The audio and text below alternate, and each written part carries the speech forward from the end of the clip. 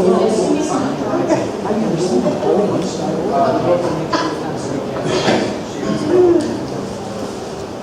right, welcome. We're going to reconvene to open session. Call to order at 6:04. And report of actions in closed session, there were none. Attendance roll call. Clerk Elkerson. Here. Trustee Lopez. Here. Trustee Reed. Here. Trustee Galindo. Here. Student Representative Rojas is absent, and President Maxwell is here. Would you all please stand for the Pledge of Allegiance?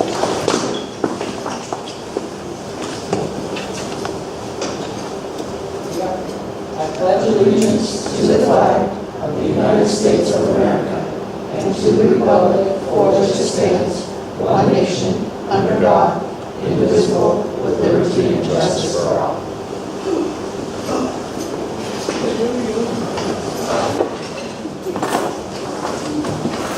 Item 8, the agenda. Is there any additions, subtractions? Move we adopt the agenda. All in favor? Aye.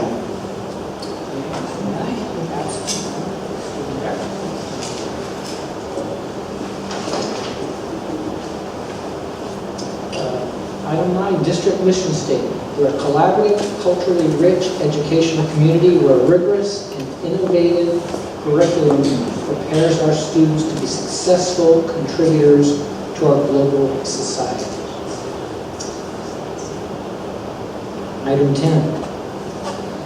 We're kind of stalling a little bit, waiting for our,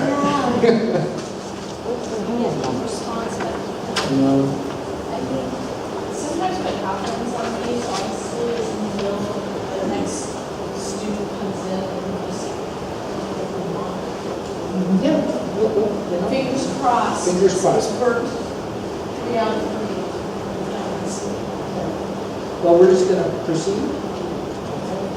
Item 10, this is kind of neat, recognitions. The Board of Education recognizes students, employees, or members of the community who have received recognition for academic or athletic achievement, or who have made significant contributions of any kind to the district. The following individuals, well, first we're going to go individual, will be recognized. And the Sacramento Sheriff's Department, represented by Joe and Mike, wasn't it? Yes. Joe and Mike are going to explain to us what this is all about. We're very excited, so welcome. Thank you.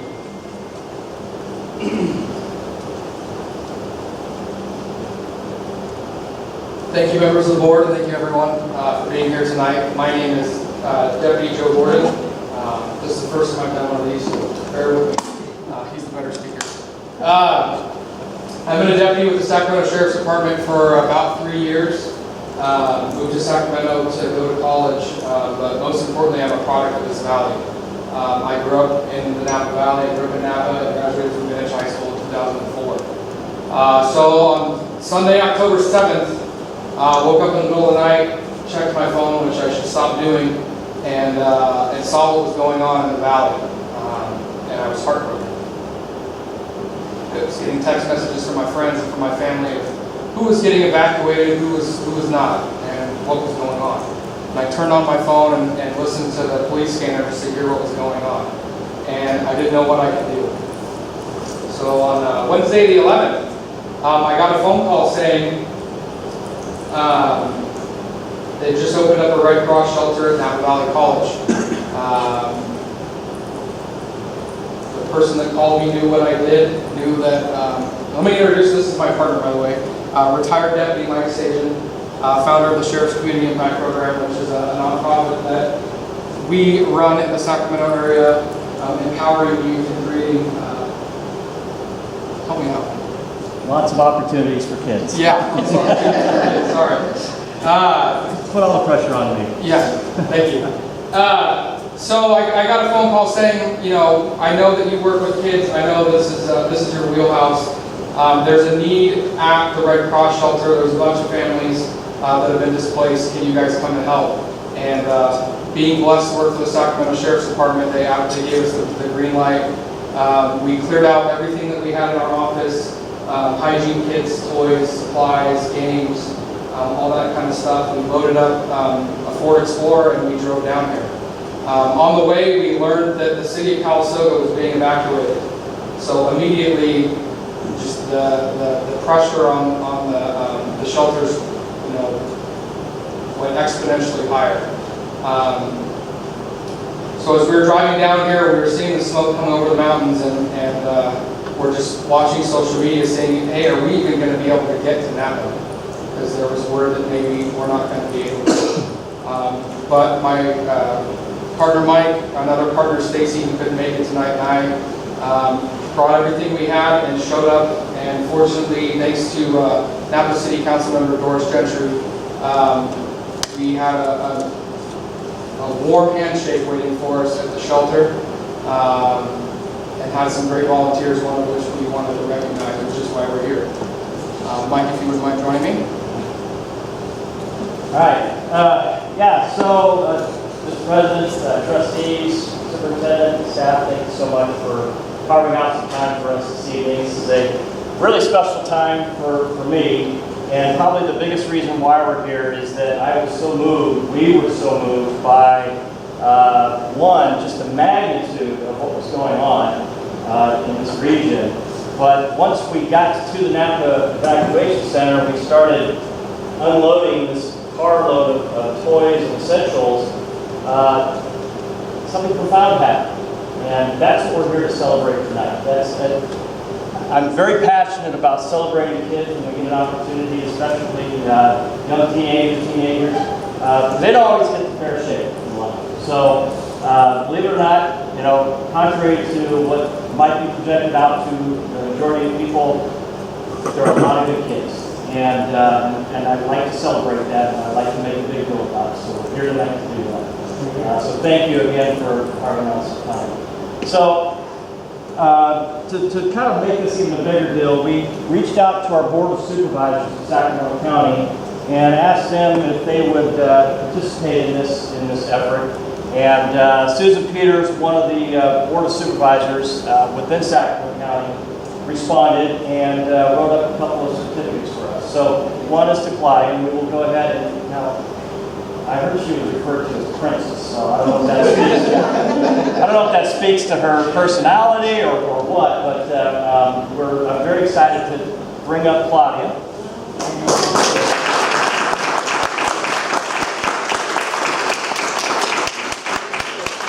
So Claudia, this is what it says. From Sacramento County Board of Supervisors, in recognition of Claudia Rios, for unselfish dedication and volunteerism in assisting the Sacramento County Sheriff's Department to distribute toys to victims of the devastating fire occurring in Napa and Sonoma counties. It's signed by Susan Peters, Supervisor, District 3. So, Claudia, on behalf of Sacramento County Sheriff's Services Unit, which at one point, up until December 22nd, I was a part of, he said retired, so that's the key word there. I'd like to present this award to you, and I'm going to give you one of our coins, and wait for it, and a gift card to Target.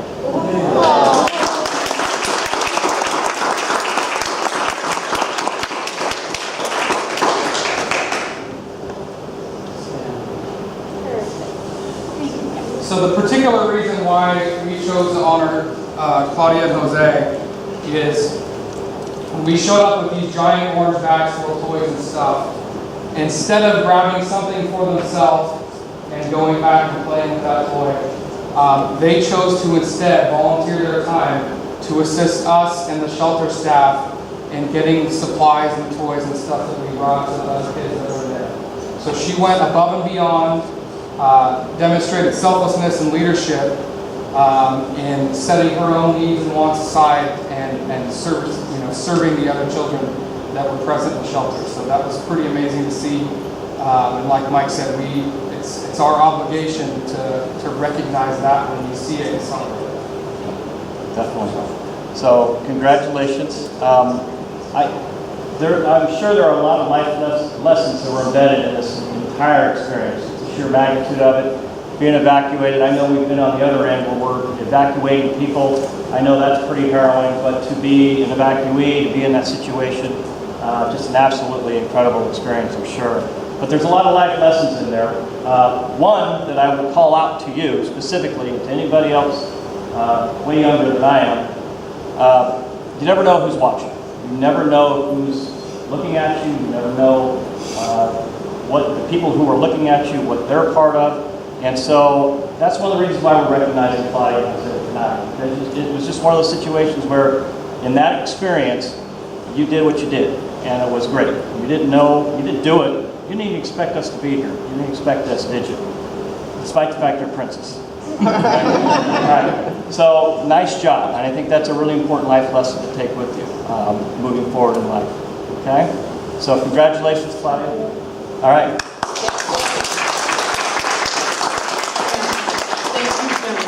For recognizing our students, and you're absolutely right. They don't get enough recognition when they do things right. So, words well spoken. Thank you, Joe.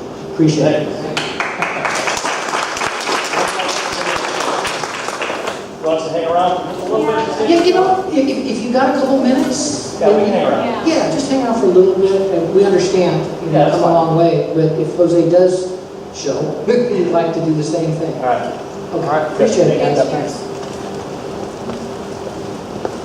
Well, now, we don't get to do that very often. That's kind of cool. Item number 11, public comments. Public business from the floor, non-agendized items. This portion of the agenda allows the individual the opportunity to address the board on any item regarding board business that is not on the agenda. Without taking action or entering into a dialogue with the public, board members may briefly respond to statements made or ask clarifying questions about topics posed by the public. Your matter may be referred to administration. Individual speakers are limited to 3 minutes each. Are there any cards? Anybody want to make a rush to the podium? I guess not. Okay, moving on. Reports, correspondence, discussion items. Item 12.1, audit report, and Jenna's been introduced.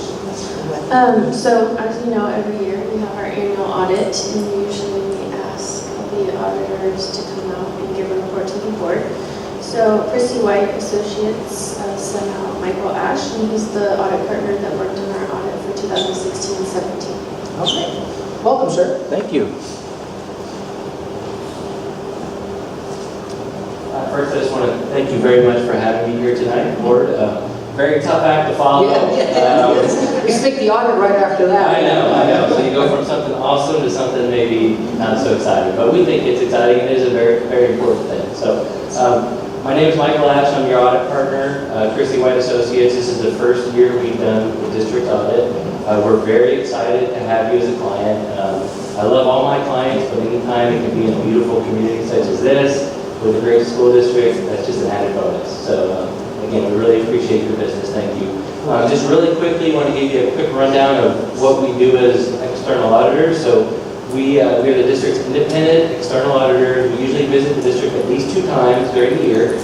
So we'll visit the district in the spring before the year end, before the books close. We'll visit the school sites. We'll do school site testing, attendance, ASB. We'll look at the internal controls at the district office, that type of thing.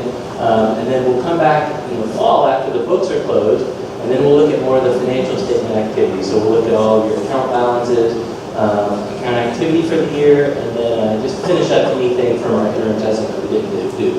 And then all of this gets compiled into this long audit report that you see. This is the district audit report, which we assist the district in compiling, and then we give what's called our auditor's opinions on it.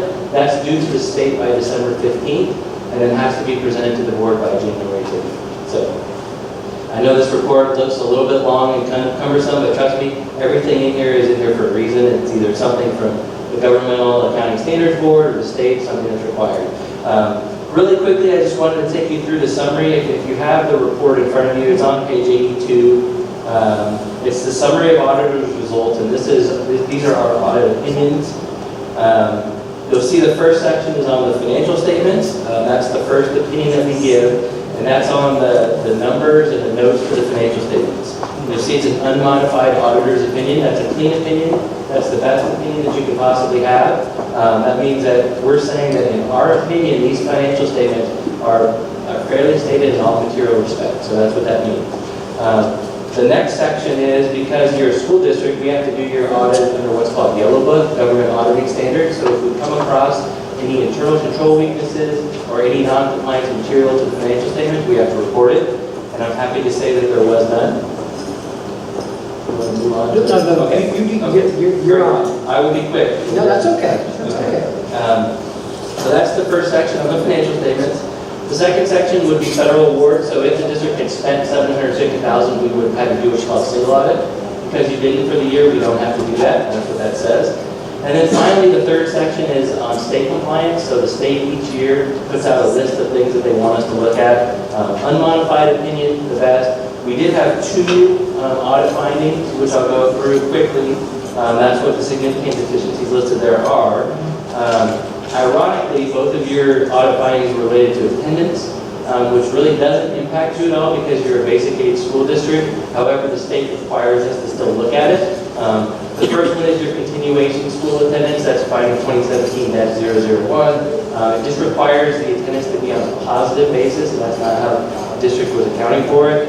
Something in the ARIES system, attendance system. So we are working with the district to make sure that we do that right going forward. And the second one was just related to P2. You had some emergency days in 16-17 that impacted the divisor, impacted the calculation slightly. Again, no impact, no financial impact at all. So those were the only 2 findings. A couple of general comments. The district is in good financial health. The general fund reserve percentage is the greatest indicator of a district's health. You have 11.4%. You're required to have 4. It's good to have more because you are a basic aid district. More property tax fluctuations can impact you more. There was a couple new things. There was one new standard that was implemented this year, GASB 74. You probably saw some more information on your OPEB trust in here. Next year, you'll see GASB 75, which will impact your entire OPEB. I saw you actually had something improving an actuarial evaluation on the agenda tonight. So these financial statements will get you a little bit longer even next year than they are now. And that's it. We really enjoyed working with Jen and her team. They have a fantastic team. We audited about 100 school districts, so this is certainly one of the best we do. So. Oh, great. Yeah. Well, welcome aboard. Well, thank you very much. And just, are there any questions? Perfect. All right. Thank you, sir. Okay, thank you very much for your time. I appreciate it. Hey, Joe and Mike.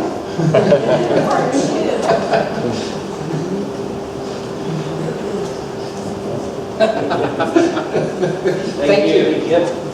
Well, good audit, that sounds good. Yeah. Good news all around, right? Yes, yes. Jose, if you wouldn't mind joining us. So you missed the first part, but we wanted to take a moment, now that you're here with us, to recognize you.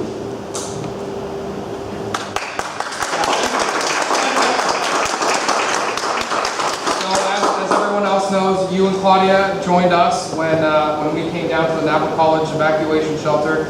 And the reason that we want to recognize you is when we showed up with a bag full of toys, instead of taking one for yourself and dipping out to play with a football or something like that, you selflessly gave your time, demonstrated leadership, and going beyond the call of duty to help us get the toys out and help us make the lives of the other kids that were in the shelter with you better. And we just wanted to recognize your leadership, your selflessness, and how awesome it is to see someone like you to do something as cool as that. Did you expect that? That's all right.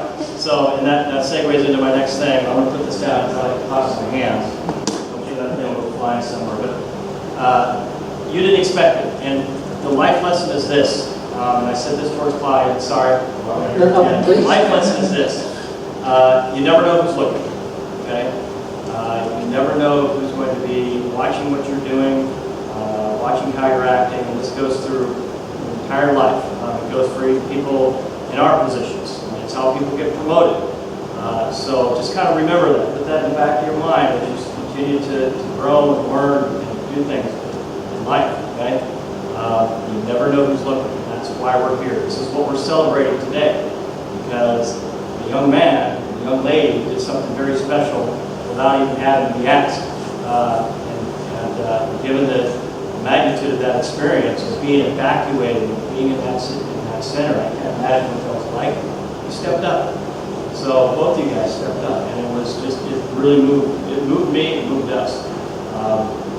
We deal with a lot of different things in our community, so good job, okay? Good job to both of you. So let's do another photo op. Oh, wait, hold on. And for Walt, Yes, go ahead. So we have the Sacramento County Board of Supervisors present this certificate to your son, and I'll read it to you. It says, Sacramento County Board of Supervisors, in recognition of Jose Vega Mata for unselfish dedication and volunteerism in assisting the Sacramento County Sheriff's Department to distribute toys to the victims of devastating fires occurring in Napa and Sonoma counties.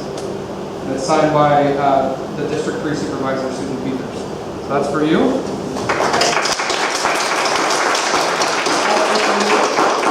have a challenge coin. It's a good luck token that's used frequently in law enforcement and in the military.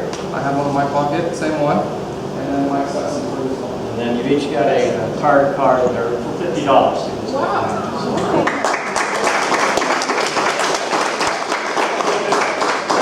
Let's get everybody. Yeah. Get everybody. I don't want to get the shot.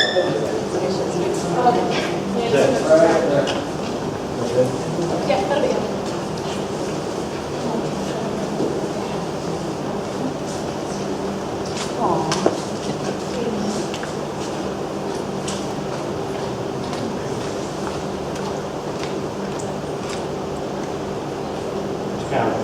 Yeah, I was gonna say Los Angeles.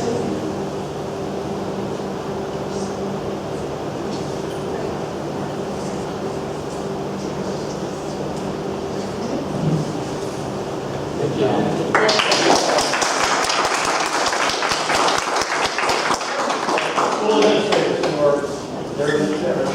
You both are. Thank you so much. Thank you so much for coming all the way to Sacramento. Thank you very much. Thank you.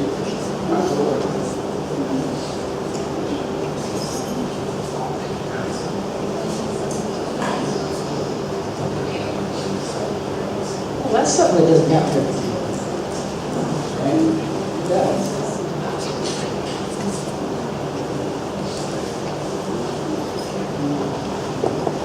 Thank you, gentlemen. Appreciate it. All right, moving on.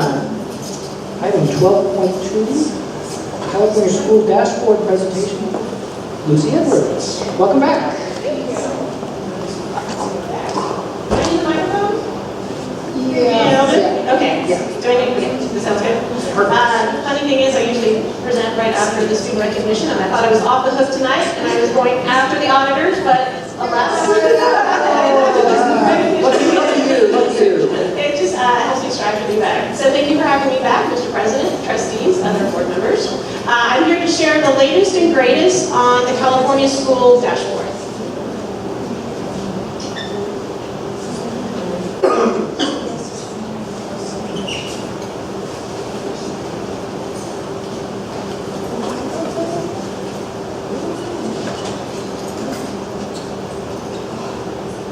So schools and districts have new performance levels or colors released at the beginning of December 2017. So the dashboard continues to evolve as it is part of California's new accountability and continuous improvement system. So anybody can access the dashboard. I usually just Google California School Dashboard and it pops up. I don't have the URL saved or memorized.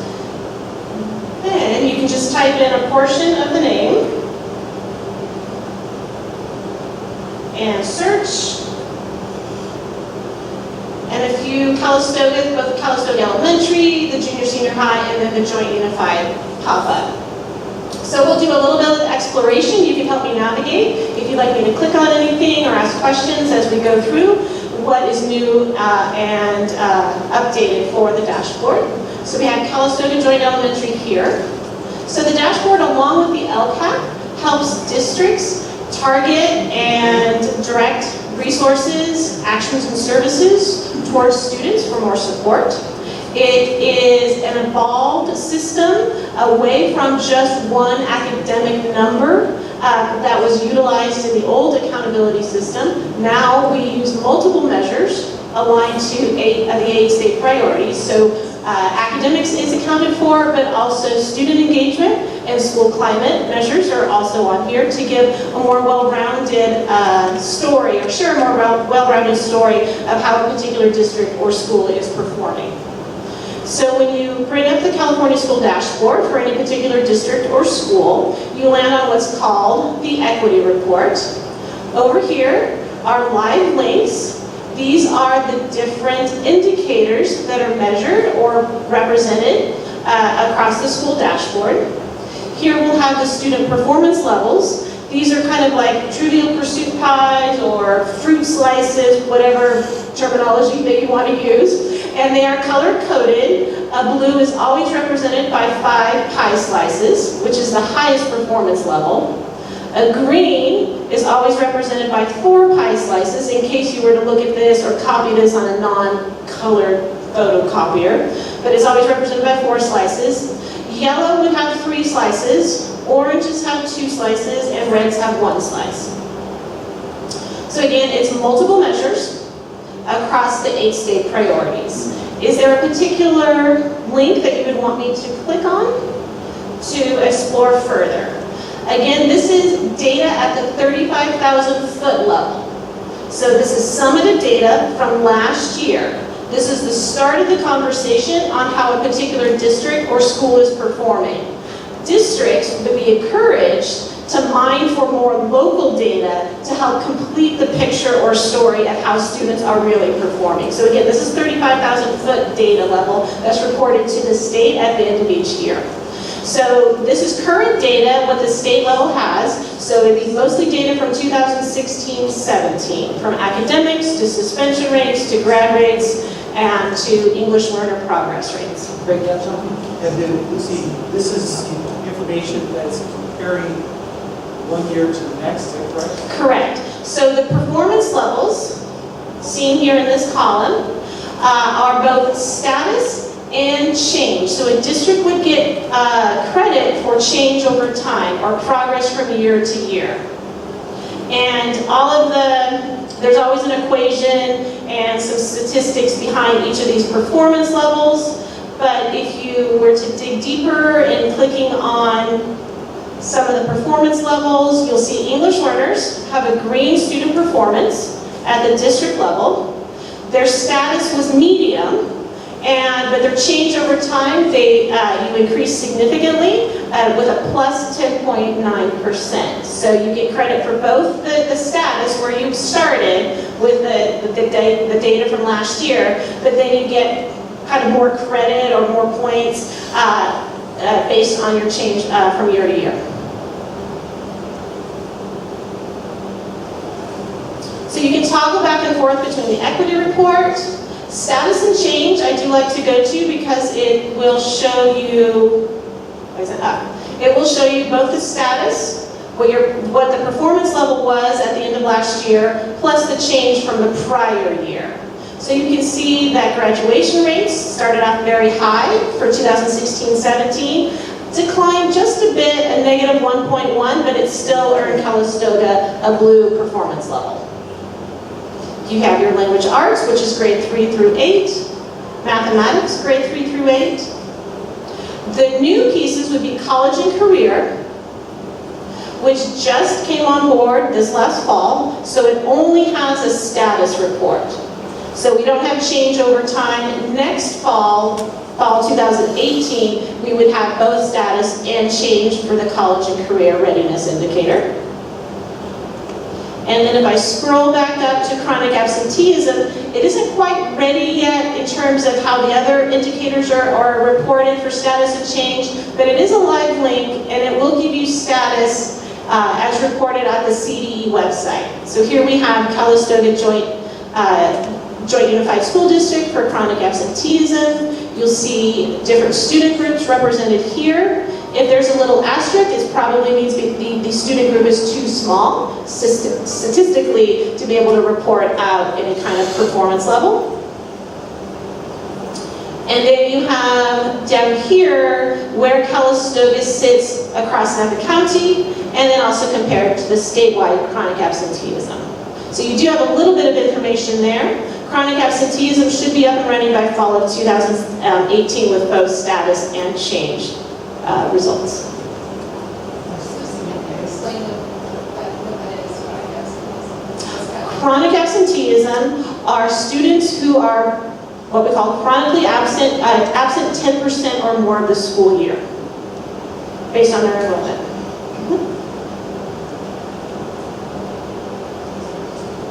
So typically, if a student is enrolled for the entire year at 180 days, 10% of that would be 18 school days, if I'm doing my math correctly, Jen. Yeah. 18 school days. Yeah.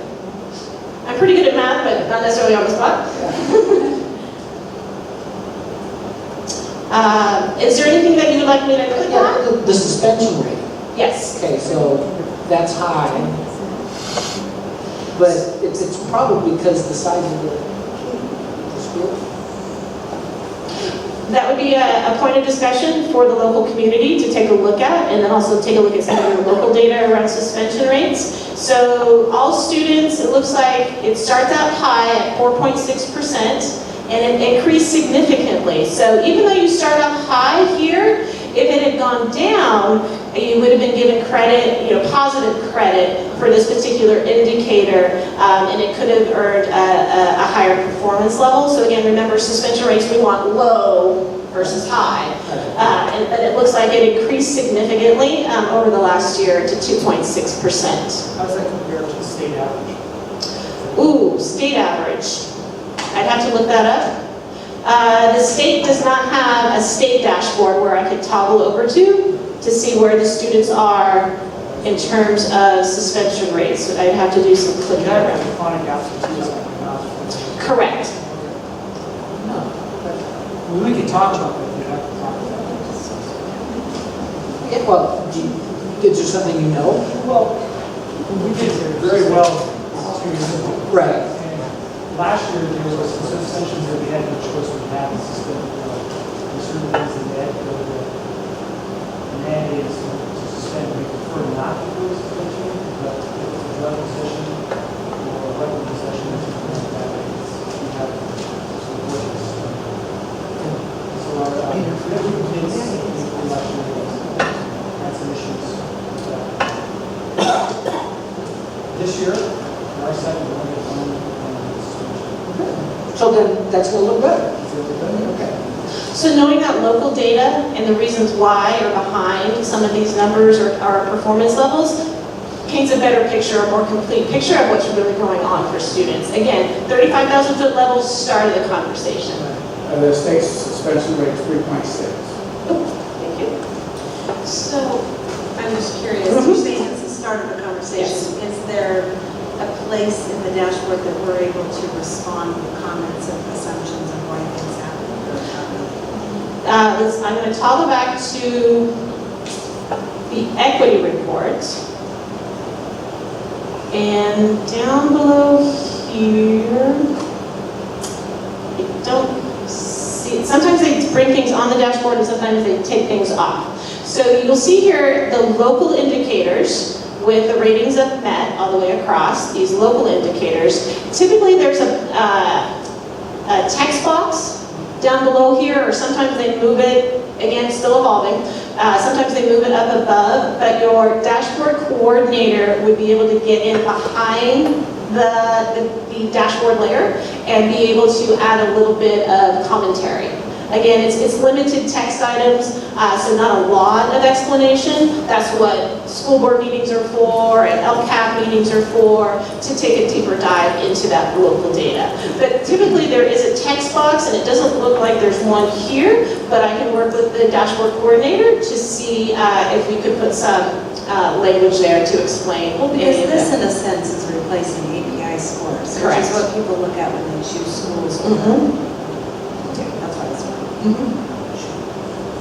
There is supposed to be a text box that could be used to introduce your district, and then also explain any reasons. Anomalies. Yes.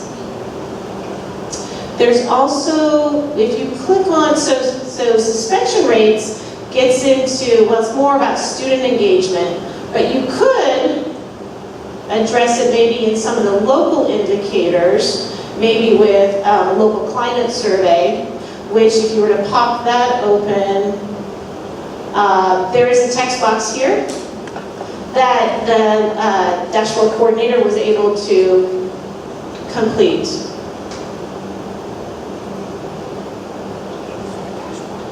It looks like that's the text box, yeah. And so you could add a little bit more text there to help explain the survey. However, it would take a couple of clicks to get there, and I don't know if the general public would dive that deeply into it. And also, one of my understandings is that when you are flipping these pieces of, I call them pieces of pie, and it drills down to subgroups, that it's not an unduplicated count, but conceivably, if you have one student who falls into one area, they're going to fall into, if they multi-qualify, so let's say they're a student who is an English learner, low socioeconomic, possibly fostering or that's asterisk on this, they would count for all of those areas. Yes. So I pulled up the student group report here, which is the final tab on the dashboard, and you'll see your student groups along the top. But you could have an English learner who is also socioeconomically disadvantaged or a student with disability. So you could have duplicated one student in duplicate types of student groups. You see upper right corner of the dashboard release. Dashboard release, so this is the latest fall 2017, which was out December. You can toggle back to the launch of the dashboard, which happened, March of 2017 last year, thereabouts. And so you can bring up the dashboard results from spring 2017. Keep in mind, though, there's a gap year of data. So the launch data used, or the data used for the launch, the dashboard launch in spring of 2017 was pretty old data. I was configuring in my head, I think it would be 14-15 school year data. So then there's a gap year, and now our fall 2017 data is the most up-to-date, being 2016-17 school year. So Erin, would this be something that would go on our board calendar, something we would review maybe? Yeah, we can also have a Twice a special year. study session. Yeah, because I was thinking if we do receive feedback, like you start seeing things from the community, like explain this or what's going on here, that we would have a set time for meetings where they can come in and hear. It might warrant a special study session. It's a great idea. The data that is input, where's it? What is it? It depends on which indicator you're referring to. So in terms of chronic absenteeism, that would be that each school site collects data on student attendance rates and how often they're absent. How about math and English? Math and language arts would be the SBAC or the CASP test, the summative test, the yearly summative test given to grades 3 through 8 students, and then grades 11, but that goes into college and career at the end of the year. So the CASP data, so if we go to equity report and go to language arts. Again, this is just for grades 3 through 8. Here you have all students at the top, and then your student subgroups following that. If the student group is too small, such as a number, you only have one foster youth that seems represented, then you will not get status and change. If the number is below 30, you will, but above 10 or 11, I think it is, you would get status and change results, but not necessarily a performance colored, because the group still isn't statistically large enough to rate a performance color. So in order to earn a performance color or a performance level, you need to be above 30 in your student groups. So this would be the test scores for language arts for grades 3 through 8 at the end of last year, 2016-17.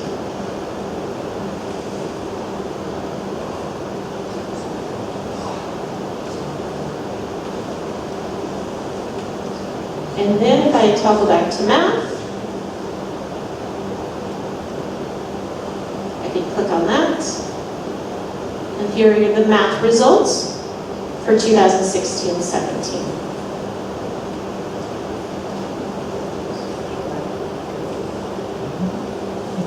The math results are not just a straight percentage of how many students are at the proficient level. For the dashboard, it's kind of a convoluted way of doing it, but it actually captures all student performances in relation to the proficiency level of level 3. So they take the student scale score and that's distance from the proficiency level scale score and do some calculations and determine the distance from that proficient level of 3. And so here you'll see all students for math are 34.2 points below level 3. So that's how it's reported versus just a straight percentage of students meeting the proficient level. And again, you do get credit for change over time. So if you take a look at students with disabilities for math, even though they started low, they increased positive 0.9 points. So they progressed closer to that proficiency level of 3. So Calistoga gets credit for that and earns a higher performance level. What did I just do? So starting with low probably would be in the orange category, but because you increase over time, even though not all students are at the proficient level yet, you do have a higher performance rate.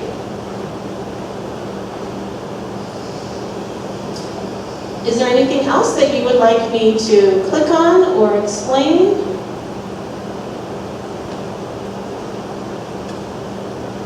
Take a look at it. Thank you. Okay. So that plus or minus kind of barometer, saying we're going up or down. Which is nice because in the past it was just school or district performance was just shown versus status only, your latest performance year, versus how you've been doing over time. Typically, for change over time, it's 1 year to the next. For your graduation rate, it is an average, they do an average of the students who go into graduation rate, it's a 4-year cohort, but then the change is determined by a 3-year weighted average. And I can share any of those statistics with you or questions with you, but if you're interested in digging deeper. There is a technical guide located at this California Department of Ed website that explains all of the state indicators, the population of who goes into the state indicators, and how the performance levels are decided. Any other questions? We have a link to this on our website. Right. We have a link to it on our website. Because I was thinking, perhaps you should also put the link to the explanation that you just said to I can also send you a PDF of the technical guide, so you can do a link to CDE or you can upload the technical guide itself. Okay. I did put together a Calistoga performance indicator for fall 2017. It gives you the performance colors, plus the status, which is represented by an S, and the change, which is represented by the C, for each of your student groups, aligned with the state indicators over here on the left, student groups over here on the left-hand side, indicators up on the right-hand side. If you would like that handout, it's kind of an easy, and then there's some discussion questions on the back.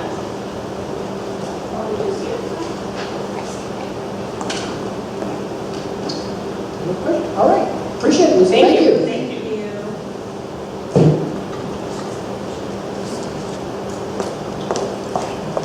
All right, 12.3, draft of board protocols for board governance, and that's Julie Matt. Are you going to feel why you asked? No. Why you suggest? Okay, so what this is basically is a document that sort of coordinates all of the standards by which we do our job as a board. So it's an agreed upon set of norms and sort of different ways that we'll go about handling different situations.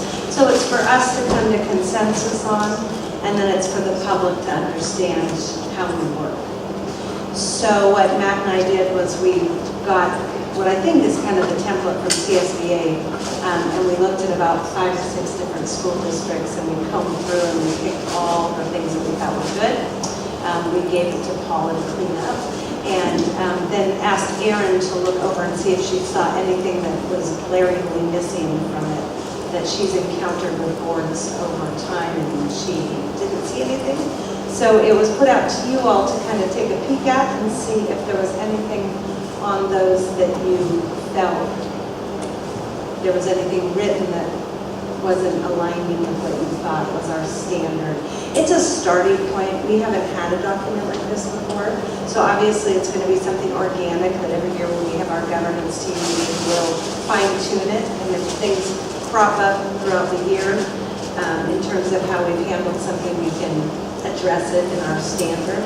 But we just wanted to give you guys a starting point and ask for your feedback if anything stuck out as Well, you guys put some time into this. a little bit. I know I have a few questions or requests. I would like the Government Code 54954.3 subsection C added to it. It specifically says the legislative body may not prohibit the individual from criticizing the public. I'm sorry. Yes.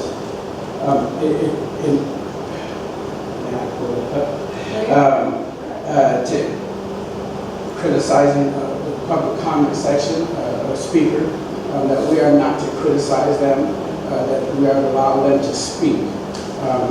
Also, I couldn't find the misdemeanor code in the government code where it says if we violate, which obviously,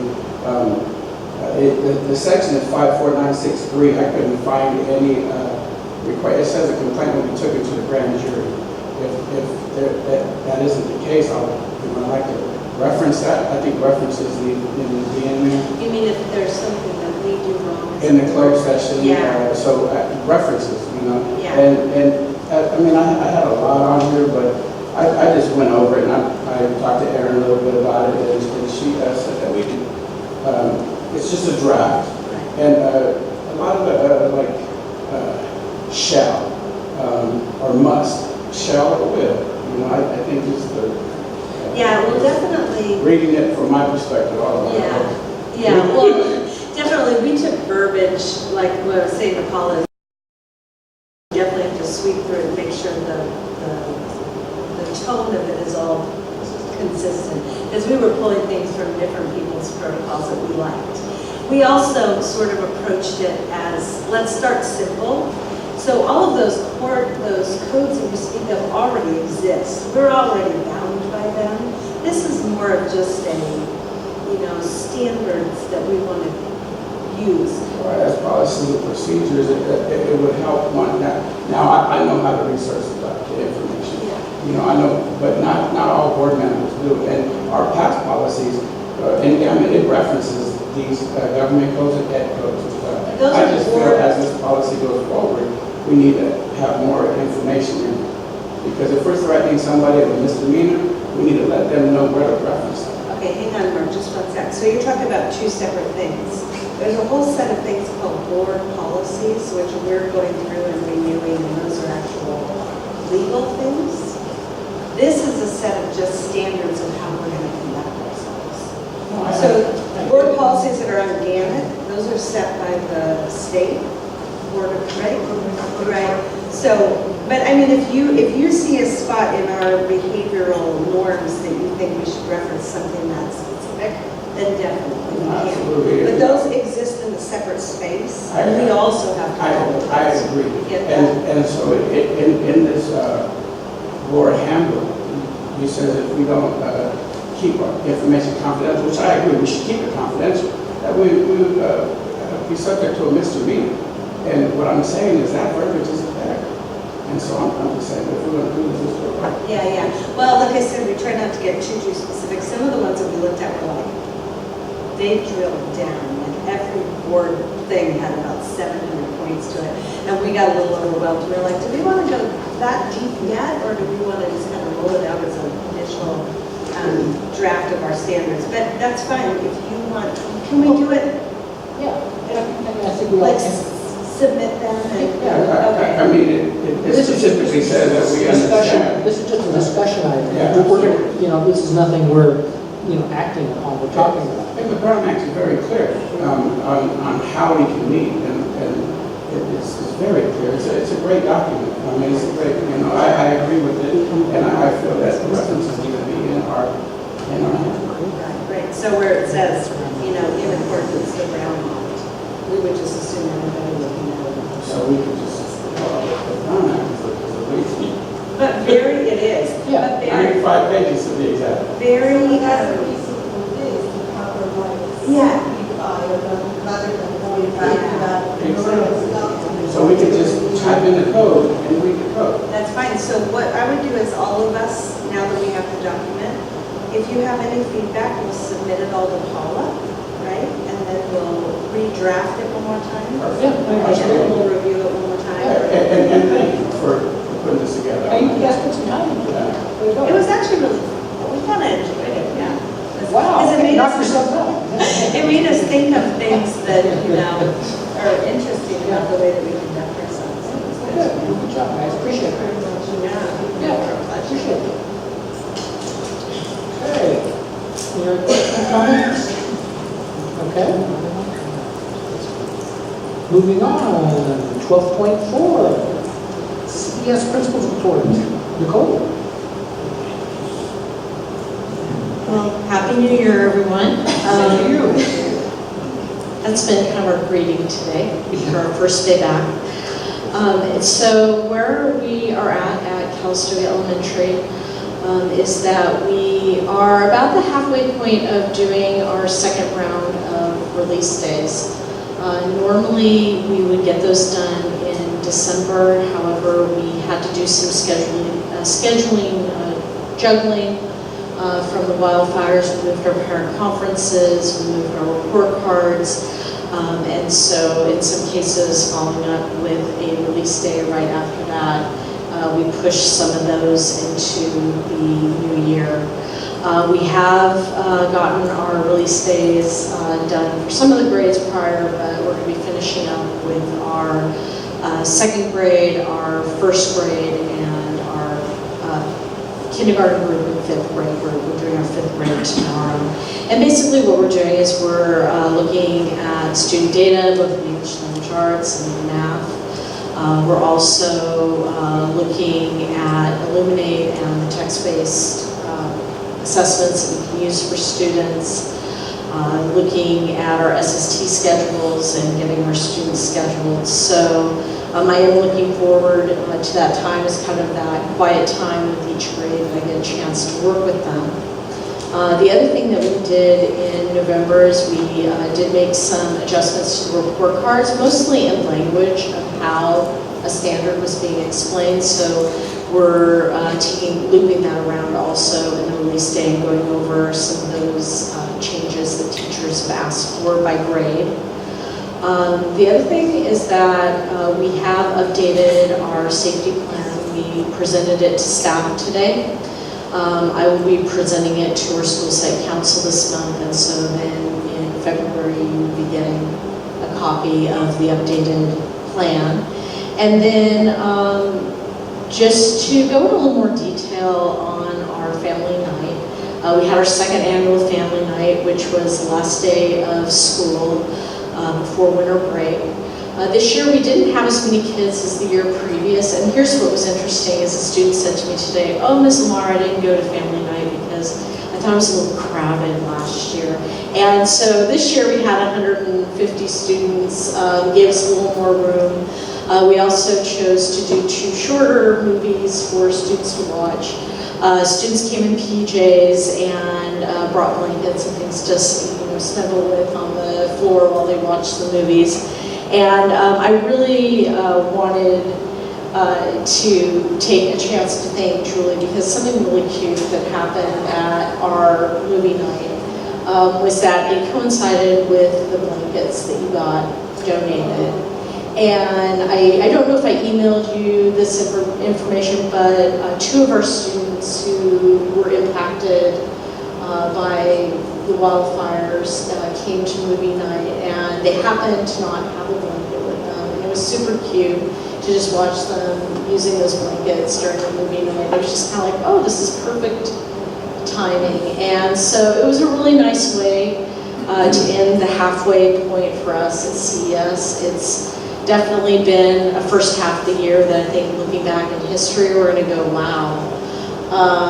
And it just felt like we were getting back on track to practices again. And I have a feeling next year that, based on having lower numbers, I think now we're going to have more numbers coming even next year. So that's my report.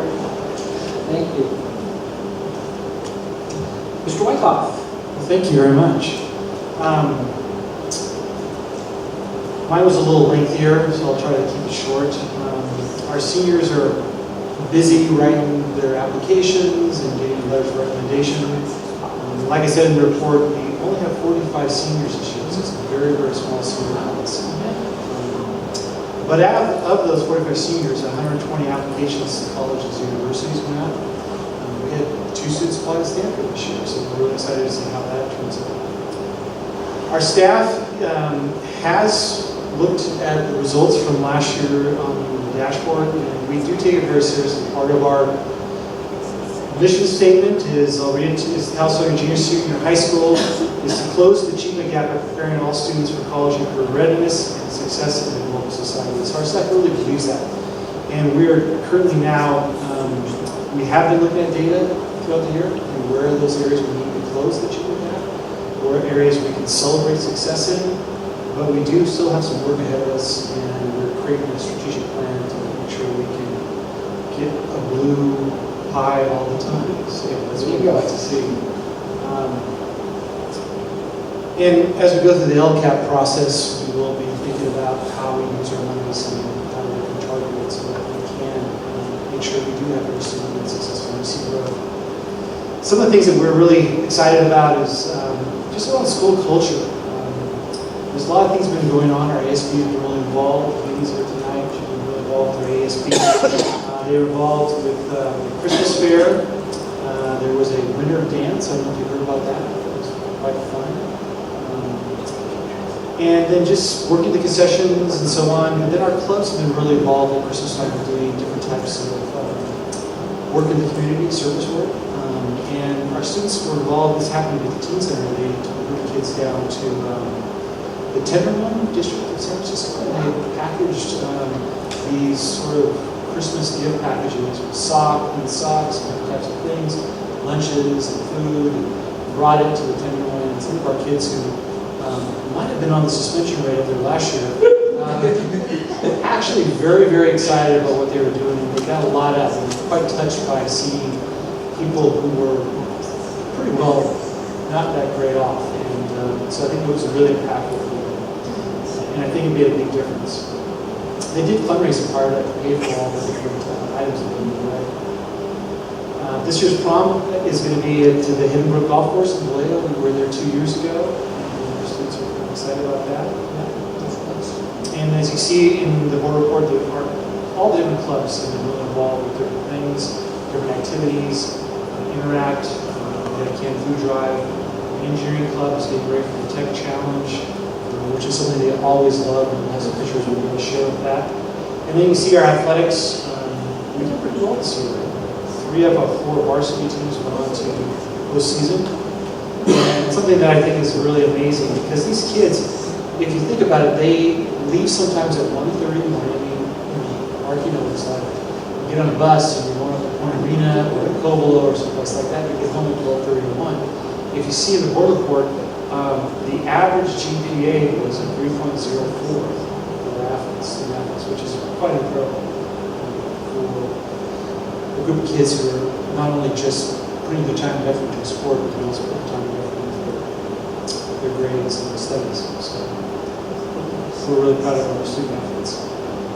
Mr. Wyckoff, there's a lot brought data out about the body needing rest to retain information and whatnot.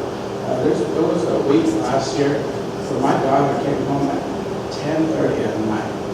And we left the school at like 1:30 or 2 or whatnot.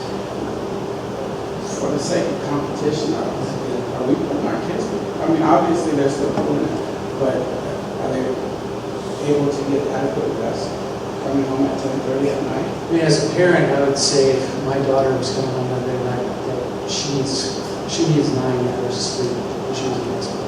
And it's a bigger discussion we should talk about in the future, but I mean, there's a lot of research around starting school.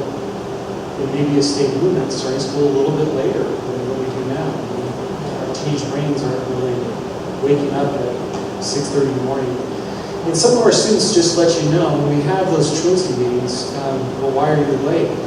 Their mom or their dad go to work at 5:30, 6 o'clock in the morning, and they're the oldest sibling. They're trying to get their younger siblings ready for school, walking to school, walking here.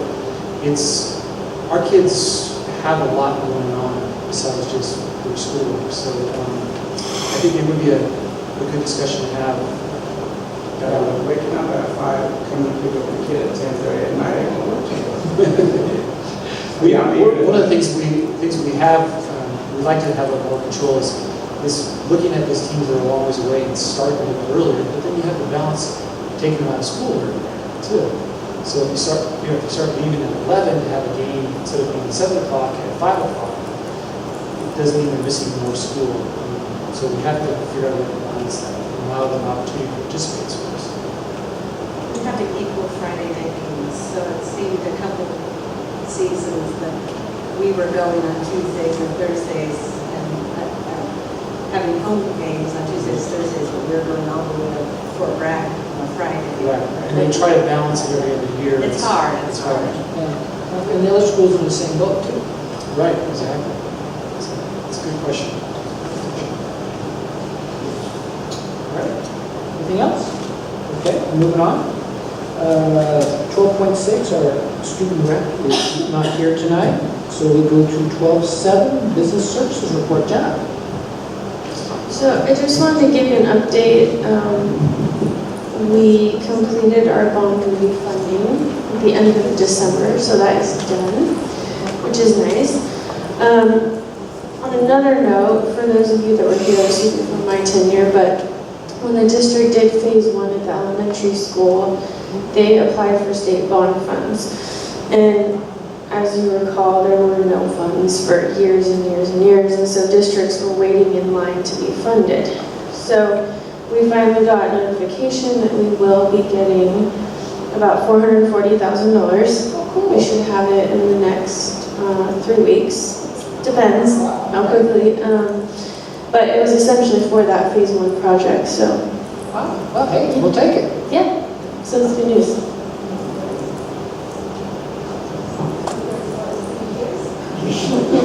This for a while.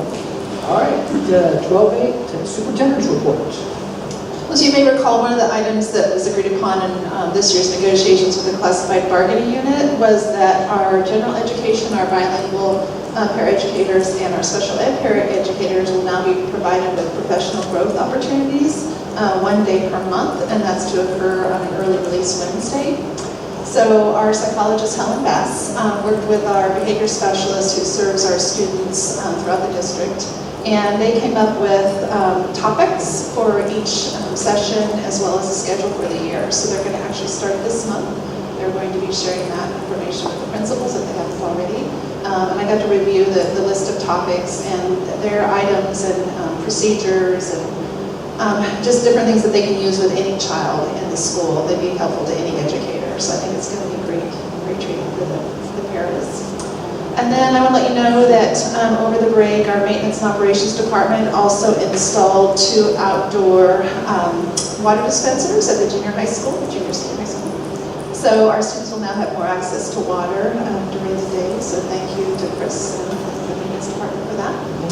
And then I want to let you know that today, this afternoon, Jen and I gave a presentation to our elementary school staff, the teachers. The purpose was twofold. I wanted to share the new process that we're going to be using for getting stakeholder input for our LCAP. and also for Jenna to give a brief overview of our district budget, because obviously the district budget and the LCAP are one now. So I shared the schedule with them because the months of January, February, and March are pretty intense every year to the LCAP. That's when we should be getting all of this data and looking at it and getting input from our staff. And then, of course, that's what Jenna did build the budget on. So I felt it was, we didn't have a lot of time for questions. We will be presenting to the high school staff on Wednesday. And then obviously we'll dig a little bit deeper the next time we talk to staff. That's all. Okay. Thank you. All right, moving on. Item 13, consent calendar. This requires a roll call vote. Actions proposed for the consent agenda are deemed routine in nature and will be enacted by one motion. There will be no separate discussion on these items unless a member of the board, audience, or staff specific items or staff request specific items be removed from the consent agenda for separate action. All in favor? Aye. Okay, roll call vote. Clerk Alcashin? Aye. Trustee Lopez? Aye. Trustee Reed? Aye. Trustee Galindo? Aye. And student representative? And Trustee Maxwell? Aye. All right. Action items. Protocol for action items includes a staff presentation, questions from the board, public input, deliberation by the board, and voting by the board. During public input, there will be a 3-minute time limit per person. 14.1, acceptance of actuarial valuation. So, Michael mentioned this when he was talking about our audit, but because of a couple of GASB requirements, we have to have as a district an actuarial evaluation done that analyzes our OPEB or other pension obligation, basically, other post-employment obligation, excuse me, what we have outstanding and what liability they see that we have. So we have that completed, and you'll see that we're in a good spot. All right, recommendation is to accept the actuarial evaluation as presented. All in favor? Aye. 14.2, acceptance of the 16-17 audit. Jenna. So, just a request to approve the audit as it was described and explained by Michael. All right. Matt? Jira, all in favor? Aye. And interim director of business services contract. Well, as you may already know, we're very excited that Jenna very soon is going to be welcoming a new member to her family. Has the novelty worn off yet? So she will be taking a maternity leave for a couple of months, and I'm recommending that Steve Jorgensen be hired as an interim director of business. At this point in time, I'm anticipating that we would probably not need him more than 3 days a week.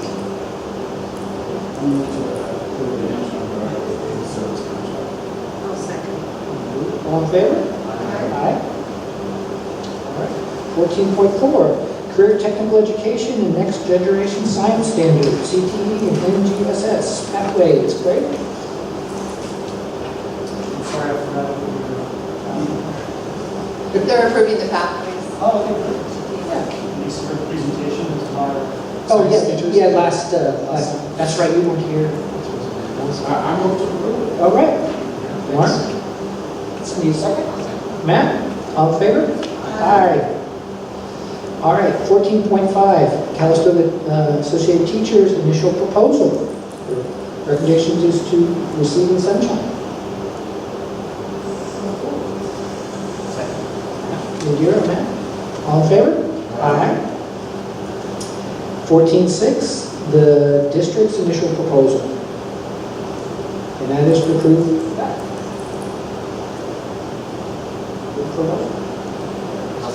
Okay. Matt? I'll second. Julie, all in favor? Aye. Okay.